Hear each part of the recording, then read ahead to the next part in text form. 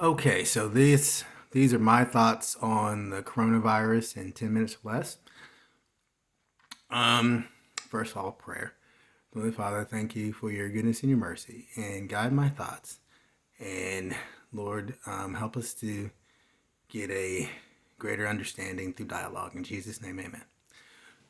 So, um, first off, of course, everybody, this is something we've been dealing with um, really since early 2020, as far as I'm concerned, because yeah, it was in China in 2019, but I didn't know anything about it then.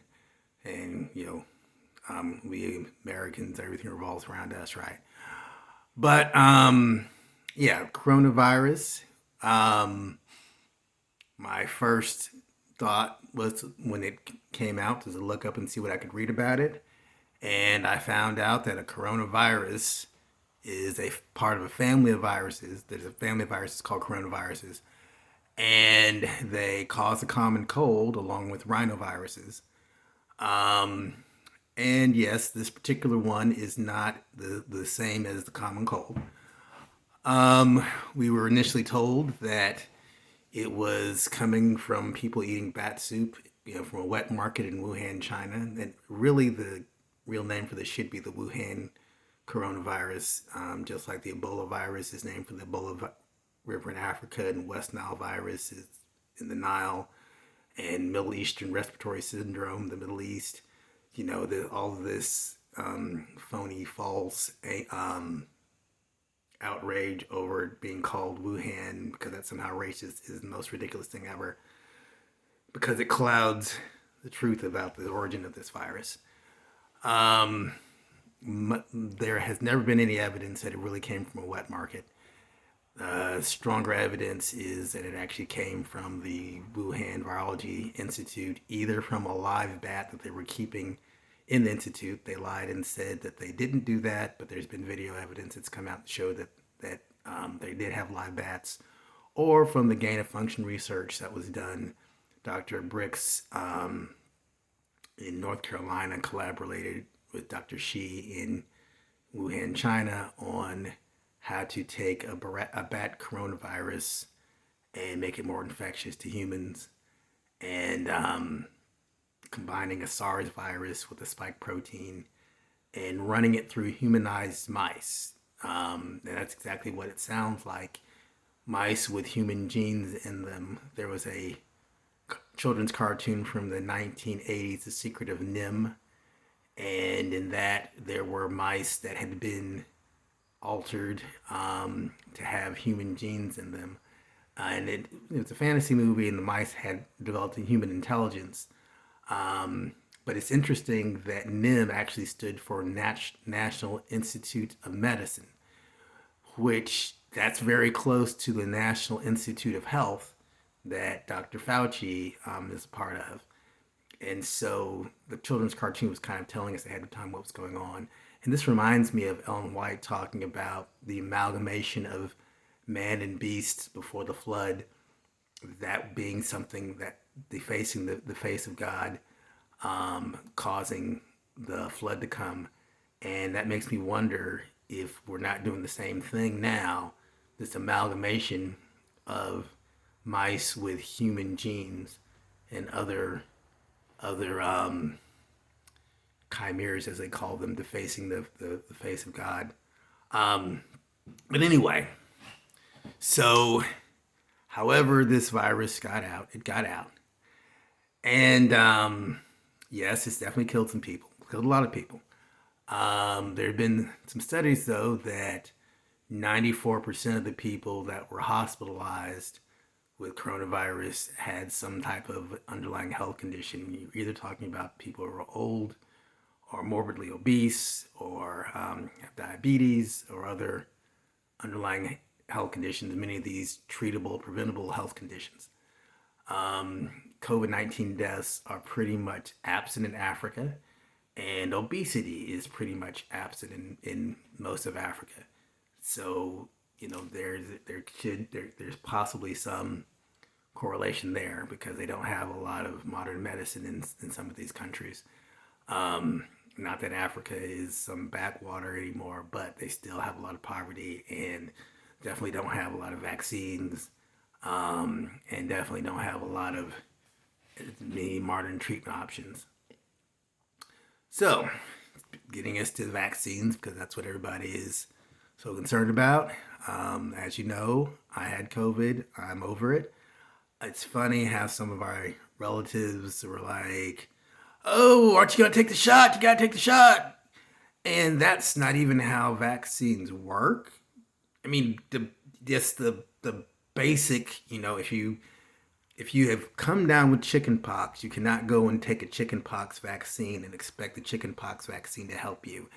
The vaccine would have to be taken before you caught the chickenpox. So this idea, I won't name the relatives calling me, "Oh, if you don't go and take the vaccine, you're going to be on the ventilator." I'm like, I'm already gotten better, and even if I wasn't, the vaccine wouldn't have helped, even if it helped. So, there's been this, but that's because of all of this push to get everybody to get vaccinated. It's so much misinformation coming from the mainstream media, making it sound like the vaccines are the one and only way to deal with COVID, and that's just not true. So, my biggest concerns with the vaccine, first off, it's not been fully tested. It just can't, no matter what they say. Oh, it's been tested so much. It hasn't had enough time. There's not even been the vaccines haven't even been developed for a full year. But the other issue is their efficacy is being oversold and the risks are being minimized on purpose. This is what I mean by the efficacy being oversold. We're being told that if everybody gets vaccinated, that's going to stop the pandemic. No, it won't. If you look at what happened with the Delta variant, the vaccines were very good against the original strain because they took a little piece of a spike protein and said, we're going to zero in the spike protein. It's like a sniper zeroing in on the shape of the enemy's hat. Okay? So if I had a particular type of hat and this sniper knew that my enemy wears his hat, he zeroes in and shoots the hat, all I got to do to fool the sniper is to change the hat. And that's what the Delta variant did. That's why Israel, even though being one of the most vaccinated countries in the world, has been dealing with this terrible surge because they were all zeroing in on that particular hat. Israel is now, you are no longer considered vaccinated in Israel if you've only had 2 shots of the Pfizer vaccine. You now have to have 3 shots. And they're talking about 4 shots. If the vaccine was working as advertised, then the 2 shots would have been sufficient. But they're not because it's not working as advertised. That's just the facts. Okay. And there is a virologist, Dr. Bosch, that was predicting that would happen, that the variants would become dominant and that the vaccine wasn't going to really stop them. And he's being proven by the data to be right. People's like, oh, he's a veterinarian. Well, that was his original degree. He went on to get a PhD in virology. And so the other thing is the risks are being minimized. A study out of Israel shows that teenage boys are 6 times more likely to be hospitalized with myocarditis from the vaccine than they are to be hospitalized with COVID-19 itself. Now, we're talking about a population that's unlikely to get hospitalized by COVID-19, but it's kind of sad that this serious condition, and some young men have died from this, is being swept under the rug like it just doesn't exist. Or okay, so many people just are gonna get it, whatever. In this particular population, there's more risk from the vaccine than from COVID itself. And then there is the issue of treatment. COVID's not a death sentence. I had COVID. I was feeling really bad for a bit. Didn't feel like getting up and all this other stuff. But my ex-wife, Dr. Wonder Drake, who whose credentials on infectious disease are as good as Dr. Fauci's as far as I'm concerned. She actually treats COVID-19 patients as well as AIDS patients, as well as doing her own research into sarcoidosis, and she's a foremost expert on that. She told me when I told her I was sick with COVID, um, and I was like, I think I'm sick with COVID. I was like, I took a test, but it turned out negative, but I'm feeling bad, and Dad's tests come out positive, and she just kind of laughs like, you got COVID. But she's like, um, but you can do what I had my patients do. It's always worked. Take some mag citrate and get your gut cleaned out, and then that's gonna clear up the COVID. And I went a couple days. I bought the mag citrate, and a couple days I didn't do it. Still feeling like crap. And I talked to him on the phone. It's like, why haven't you done the mag citrate yet? It's like, okay, I'll do the doggone mag citrate. I took it. It took a little while before it kicked in, but it kicked in. And about a day or so later, I was back up on my feet. It's like a miracle cure. And so, why does everybody not know about this? Ask yourself this. There's a simple cure that could save hundreds of thousands of lives. People just need to take some mag citrate and go crap their eyes out. Why do you not hear people talking about this? If Dr. Fauci and all these other people care so much about human life, they're only pushing masks, lockdowns, and vaccines. That's it. They're only pushing authoritarianism as a way to deal with COVID, and I have a problem with that. We're being corralled, pushed into it, and when you consider Dr. Fauci funded the gain of function research in Wuhan, China, this is like ransomware, with computer viruses. They take over your computer, and then they say, pay us so much money and we'll fix your computer. But then they never really fix your computer, because then they want to go ahead and hit you with more ransomware later down the road. Like I said, the and I can send all the links. Israel is on shot number 4.